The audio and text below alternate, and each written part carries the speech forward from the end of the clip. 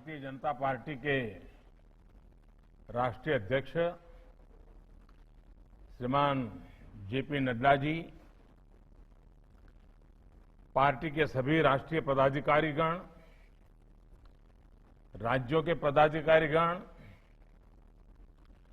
और देश के कोने कोने में उपस्थित सभी मेरे कार्यकर्ता साथियों,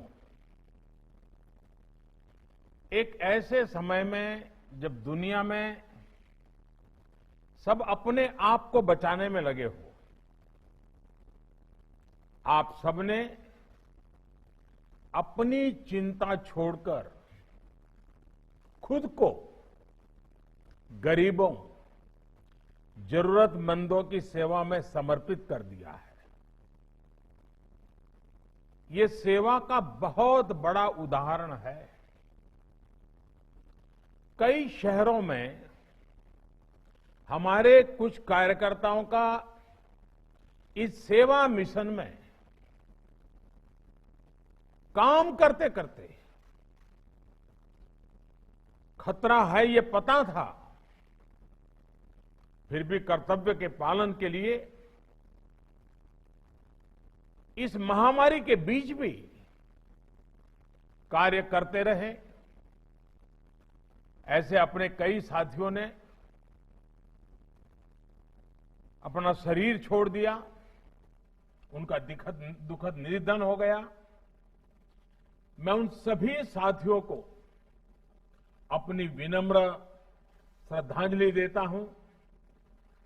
उनके परिवारों के प्रति मैं संवेदना व्यक्त करता हूं और मैं वहां की पार्टी की इकाई से भी आग्रह करूंगा कि इन सभी परिवारों को हम पूरी तरह संभालें,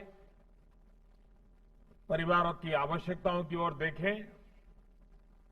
साथियों, जनसंघ और बीजेपी के जन्म का मूलतः उद्देश्य यही था कि हमारा देश सुखी और समृद्ध कैसे बने, और इसी मूल प्रेरणा के साथ, भारतीयता की प्रेरणा के साथ, सेवा भावना के साथ हम लोग राजनीति में आए। हम लोगों ने राजनीति में सत्ता को सेवा का माध्यम माना। हमने कभी भी सत्ता को अपने लाभ का माध्यम नहीं बनाया। निस्वार्थ सेवा ही हमारा संकल्प रहा है, हमारे संस्कार रहे हैं। हमारे यहां कहा जाता है, यथा यथास तृणे तुष्णेय, यथा यथाय तुष्यत तथा संतोष ये तुम। अर्थात जिसकी हम सेवा करते हैं उसका सुख ही हमारा संतोष है। इसी भावना से गरीबों के प्रति, इसी समभाव और ममभाव से हमारे कार्यकर्ताओं ने इतने कठिन समय में सेवा ही संगठन का इतना बड़ा अभियान चलाया है। आज जो मैंने प्रेजेंटेशन देखा तो मुझे सच में बहुत अचरज हुआ।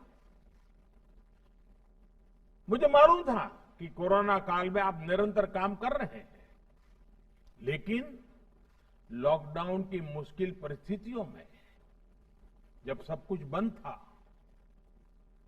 और ये बीमारी कभी भी हमारे गले पड़ सकती है, ऐसा भय का माहौल था, लेकिन आपने समर्पित भाव से लाखों करोड़ों लोगों का जीवन आसान करने के लिए जो भी कर सकते हैं किया है। आप उनका सहारा बने हैं, उनके साथी बने हैं। ये बहुत ही बड़ा काम है। किसी ने मास्क बनाकर लोगों में बांटे, किसी ने घर घर गरीबों को राशन पहुंचाया, तो किसी ने प्रवासी कामगारों का जिम्मा उठा लिया। कितने ही कार्यकर्ता ऐसे हैं जिन्होंने तो 2, 4, 10 गरीबों को एक तरह से अपने परिवार का ही सदस्य बना लिया। जिसकी जितनी क्षमता थी उसने उससे ज्यादा करने की कोशिश की। अब देखिए, राष्ट्रीय अध्यक्ष जी ने का उदाहरण, अपने घर से रोज 500 परिवारों के लिए खाना बनाना और पहुंचाना, और वो भी 3 महीने तक। ऊपर से नीचे तक यही हमारे संस्कार रहे हैं। और इतना सब करने के बाद भी छोटे मोटे तो लाखों कार्यकर्ताओं ने काम किया। कहां सबकी तस्वीर टीवी पे आई है, कहां सबका नाम अखबार में छपा है, कहां अपने गांव के बाहर कौन जानता है। फिर भी सेवा परमो धर्मः, निस्वार्थ भाव से काम करते रहना। साथियों, दुनिया की नजरों में आप कोरोना काल में काम कर रहे थे, ये सच्चाई होने के बावजूद भी मैं मेरे नजरिए से कहूं, अगर खुद को कसौटी पर कस रहे थे, ऐसा मैं कह सकता हूं, आप अपने आदर्शों और व्यवहारों के बीच अपने आप को तपा रहे थे। साथियों, एक आधा आफत आई तो आपने उस आफत को भी अवसर में बदल दिया। ये कोरोना हमेशा इस बात के लिए तो याद रहेगा कि भारतीय जनता पार्टी ने अपने आप को एक डिजिटल एडिशन के रूप में डेवलप कर दिया है। हर कार्यकर्ता डिजिटल एक्टिविटी करने के लिए माहिर होता जा रहा है। अवसर ये कि आप ज्यादा से ज्यादा लोगों की सेवा कर सकें, ज्यादा से ज्यादा लोगों की तकलीफ कम कर सकें, उन्हें इस मुसीबत से उबार सकें। जिस पार्टी के इतने सैकड़ों सांसद हो, हजारों एमएलए हो, फिर भी वो पार्टी, उसका प्रत्येक कार्यकर्ता सेवा को प्राथमिकता दे, सेवा को ही अपना गंतव्य और मंतव्य माने, जीवन मंत्र माने। भारतीय जनता पार्टी के रूप में एक कार्यकर्ता के नाते मुझे बहुत गर्व होता है, बहुत आनंद होता है कि हम सब ऐसी संगठन के साथी हैं, सदस्य हैं। साथियों, ये विनम्रता, ये प्रेरणा हमें जनसंघ के जमाने से लेकर अब तक जो 4-4, 5-5 पीढ़ियों ने तप किया है, उस परंपरा से हमारे अंदर ये संस्कार संक्रमित हुए हैं। उनकी तपस्या से हमें ये सब मिला है। और जब हमारे पुरोगामियों की तपस्या से हमें ये मिला है, तो हमारा ये काम, हमारे संस्कार, हमारा ये व्यवहार, हमारा ये समर्पित जीवन आगे की पीढ़ियों के लिए भी प्रेरणा का कारण बनेगा, प्रेरणा देता रहेगा। साथियों, भारतीय जनता पार्टी अगर इतना कुछ कर पाती है, तो इसके पीछे हमारी एक और बहुत बड़ी विशेषता है। हमारा संगठन कार्यकर्ता से अध्यक्ष पद तक, ये जो हमारी श्रृंखला है, हमारी संगठन की रचना है, हमारे संगठन में जो जीवंतता है, हमारे संगठन में जो संवेदनशीलता है, ये उसकी बहुत बड़ी ताकत है। राजनीतिक जो कमेंटेटर होते हैं, एक्सपर्ट्स होते हैं, वो हमेशा ऐसी बात करते हैं कि संगठन की शक्ति लगती है तो चुनाव जीते जाते हैं, चुनाव लड़े जाते हैं, वगैरह वगैरह। वो चुनाव के दायरे में ही संगठन को देखते हैं। अन्य राजनीतिक दलों के लिए शायद ये सच होगा, लेकिन भारतीय जनता पार्टी के लिए ये आकलन अधूरा है। साथियों, हमारे लिए हमारा संगठन चुनाव जीतने की सिर्फ मशीन नहीं है। हमारे लिए हमारा संगठन का मतलब है सेवा, व्यक्ति के जीवन में, समाज के जीवन में, राष्ट्र के जीवन में बदलाव लाने के लिए हर देश यज्ञ में आहुति देते रहना। हमारे लिए, हमारे संगठन का मतलब है सबका संग, सबका साथ, सबको लेकर के चलना है। हमारे लिए, हमारे संगठन का मतलब है सबका सुख, सबकी समृद्धि। हमारा संगठन समाज हित के लिए काम करने वाला है, संघर्ष करने वाला है, समाज और देश के लिए खप जाने वाला है। हमारे लिए हमेशा राष्ट्र प्रथम, नेशन फर्स्ट रहा है। और साथियों, ऐसा नहीं है ये बात हमने कहीं भाषणों के माध्यम से या पार्टी के प्रस्ताव में लिख करके पास कराई और उसके कारण हुआ है। जी नहीं, राष्ट्र हित के इस भाव को, राष्ट्र प्रथम के इस भाव को स्थापित करने में हमारी कई पीढ़ियां खप गई है। दीनदयाल उपाध्याय जी, श्यामा प्रसाद मुखर्जी, अनेक महापुरुष, सभी वरिष्ठ नेता, अनगिनत इनके संस्कारों ने, जी करके दिखाए हुए संस्कार की श्रृंखला ने हमें प्रेरित किया है। और इसी प्रेरणा से भारतीय जनता पार्टी ने वंचित हो, शोषित हो, दलित हो, पीड़ित हो, सभी को समाज के अन्य वर्गों की बराबरी में लाने का, उन्हें सशक्त करने का निरंतर प्रयास किया है।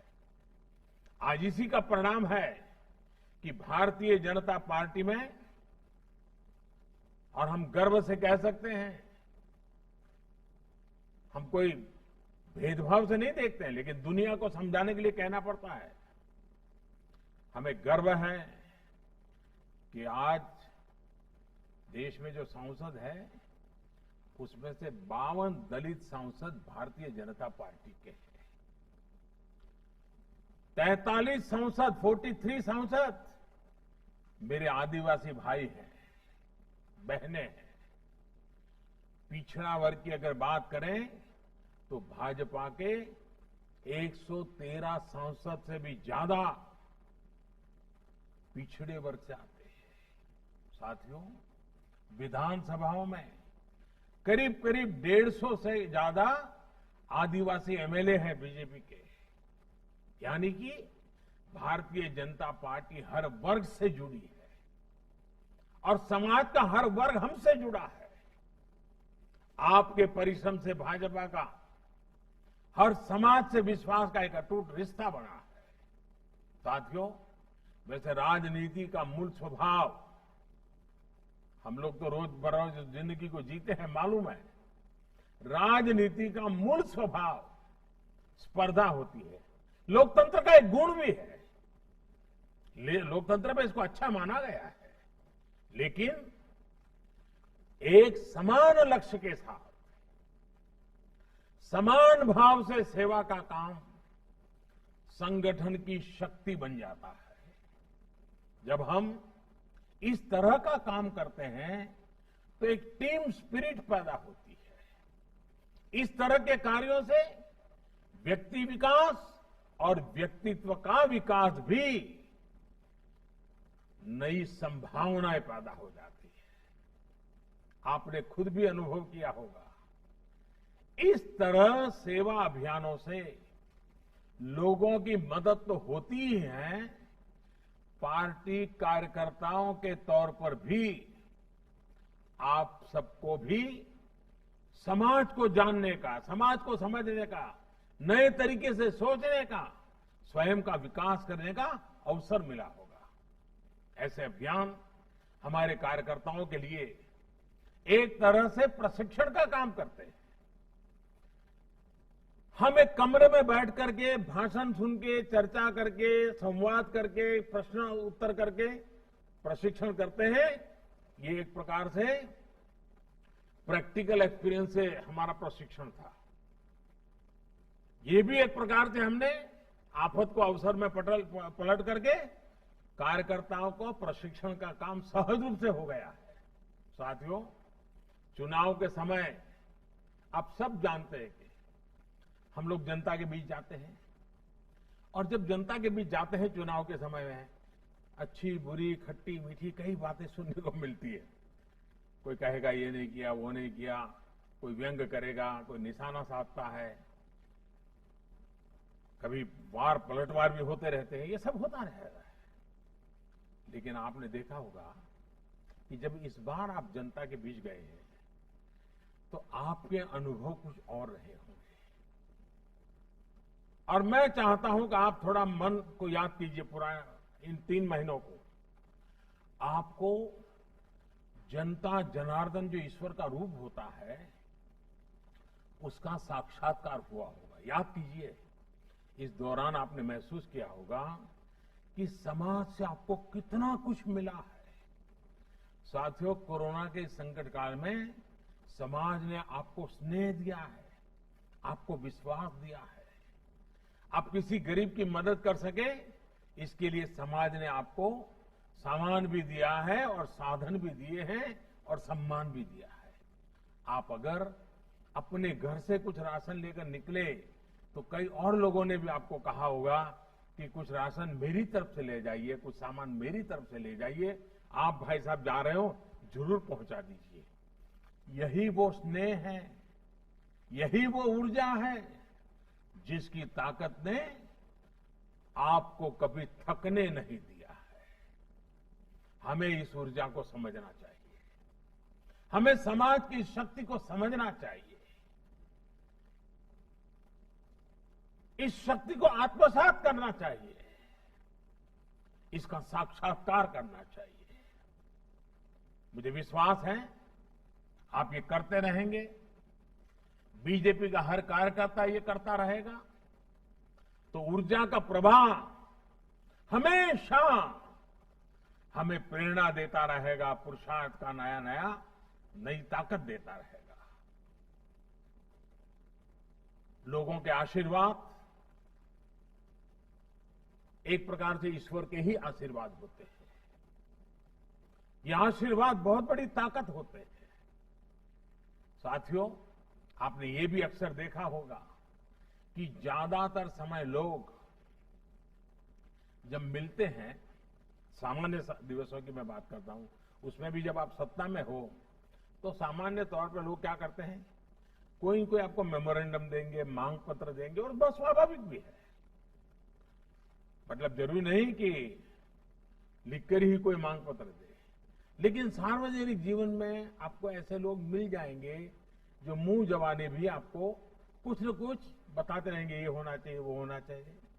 कहीं कोई सड़क की मांग है तो कहीं कोई गड्ढा भरवाने की बात करेगा, तो कहीं कोई बिजली की बात करेगा।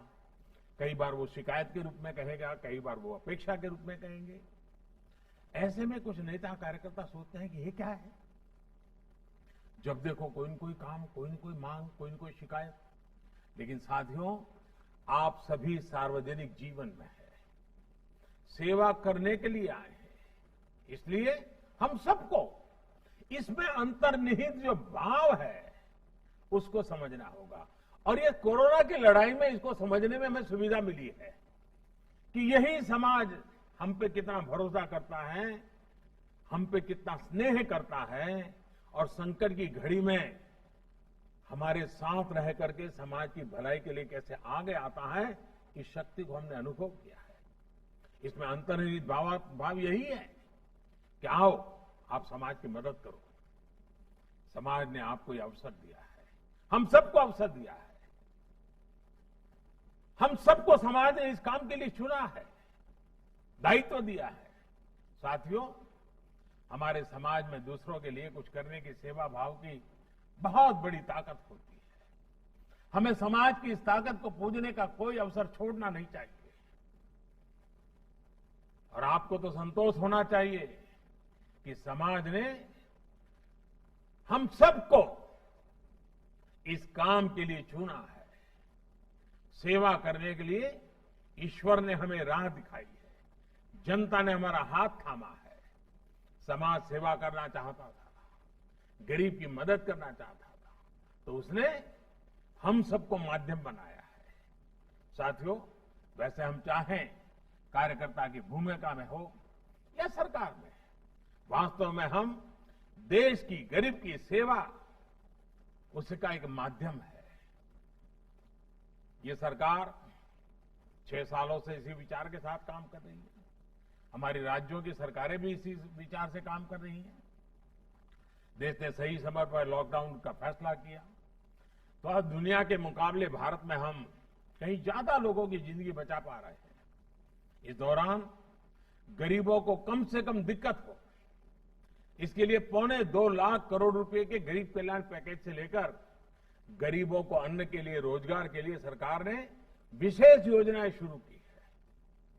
अभी हाल ही में हमें प्रधानमंत्री गरीब कल्याण अन्न योजना को सरकार ने दीपावली, छठ पूजा तक के लिए, यानी कि नवंबर अंत तक इसको बढ़ा दिया है।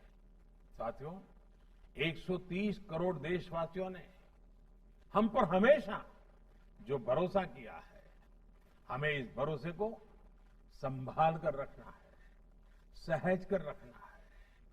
हमें देशवासियों की आशाओं, आकांक्षाओं को, उनके सपनों को अपना सपना मान करके हमें काम करना है। वो अपना सपना मान करके खपना भी है।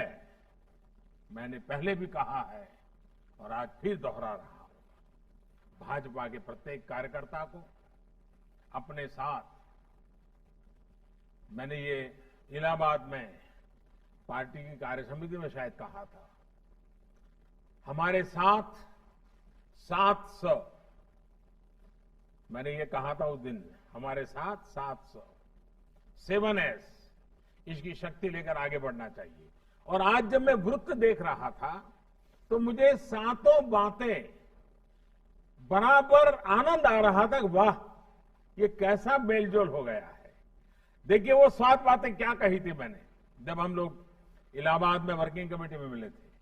तब मैंने कहा था, पहला सेवा भाव, दूसरा संतुलन, तीसरा संयम, चौथा समन्वय, पांचवा सकारात्मकता, छठा सद्भावना और 7वां संवाद। बीजेपी के हर कार्यकर्ता के आचरण और नीति में इन दिनों, इस कोरोना की लड़ाई में भरपूर रूप से इसका प्रभाव दिखाई दिया है और हर भाजपा के कार्यकर्ता के लिए ये गर्व का विषय है। साथियों, कोरोना के इस काल में हमारा ये महायज्ञ, ये हमारा सेवा यज्ञ रुकना नहीं चाहिए और महामारी के खिलाफ हमारी लड़ाई भी कमजोर नहीं पड़नी चाहिए। अभी त्योहारों का सीजन शुरू हो रहा है, लेकिन कोरोना का खतरा अभी भी उतना ही है। इसके लिए खुद भी सावधानी बरतनी है और दूसरों को भी जागरूक करते रहना है। साथियों, आज आपके पास से जो कुछ भी सुनने को मिला, उसने मुझे भी एक नई ऊर्जा दी है, काम करने के संकल्प को और मजबूत किया है। मैं फिर एक बार आप सबको बहुत बहुत शुभकामनाएं देता हूं। मैं नड्डा जी को और पार्टी का भी अभिनंदन करता हूं कि मुझे, क्योंकि पहले तो प्रवास के कार्यक्रम होते थे, आप सबके दर्शन का मौका मिल जाता था, लेकिन इन दिनों कोरोना के कारण ये संभव नहीं होता है। आज आप सबको सुनने का मौका मिला, आपके दर्शन करने का अवसर मिला, मेरे लिए बहुत शुभ अवसर था ये। मैं फिर एक बार आपको बहुत बहुत शुभकामनाएं देता हूं। बहुत बहुत धन्यवाद।